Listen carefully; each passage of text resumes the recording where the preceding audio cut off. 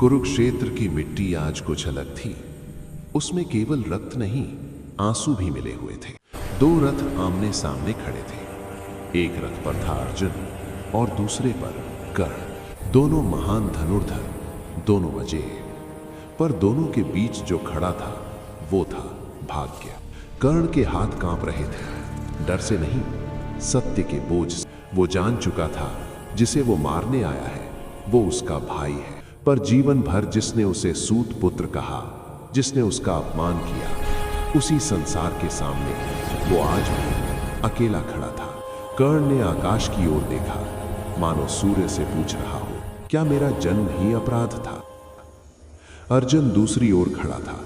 उसकी आंखें सामने खड़े योद्धा को देख रही थी, पर हृदय कुछ और कह रहा था। उसे नहीं पता था कि जिसे वो शत्रु समझ रहा है वो उसका रक्त है।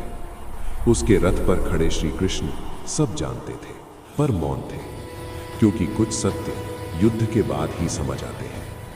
तीर चले, आकाश फटने लगा, धरती कांप उठी।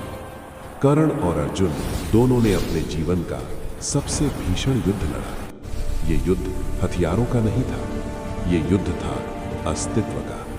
फिर वो क्षण आया, कर्ण का रथ धरती में धंस गया। कर्ण नीचे उतरा।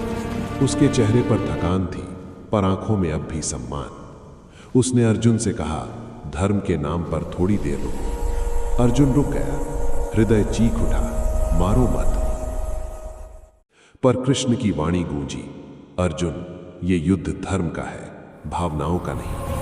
अर्जुन की आंखों से आंसू बह निकले। हाथ कांपते हुए भी उसने तीर उठाया। तीर चला, कर्ण गिर पड़ा। धरती ने अपने सबसे उपेक्षित पुत्र को गोद में ले लिया। मरते समय कर्ण के चेहरे पर कोई शिकवा नहीं था, बस एक सुकून था।